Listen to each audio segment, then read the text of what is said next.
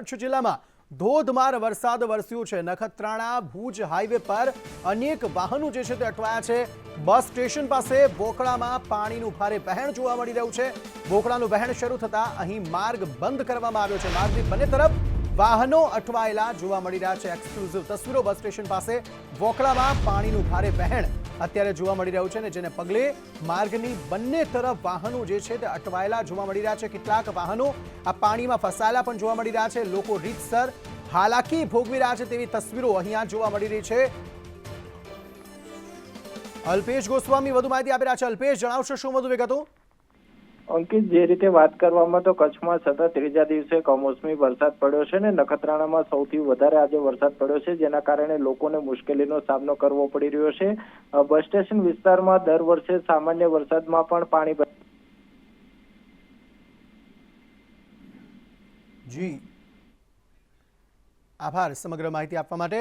તો આ સ્થિતિ અત્યારે ભર ઉનાળે અહીંયા પરિસ્થિતિ ખૂબ જ વિકટ જોવા મળી રહી છે કે જ્યાં કાળઝાળ ગરમીની વચ્ચે પણ કચ્છમાં ધોધમાર વરસાદ, એટલો વરસાદ વરસ્યો કે રીતસર રસ્તાઓ પર નદી વહેતી હોય તે પ્રમાણેની જે કહેવત આપણે સાંભળીએ છીએ તે વસ્તુ અત્યારે સાબિત થતી જોવા મળી રહી છે। કચ્છમાં નખત્રાણા ભુજ હાઈવે પર વાહનો અહીં અટવાયેલા જોવા મળ્યા।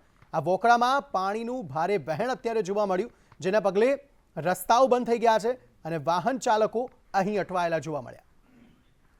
અલ્પેશ ગોસ્વામી વધુ માહિતી આપી રહ્યા છે। અલ્પેશ, જણાવશો શું વધુ વિગતો?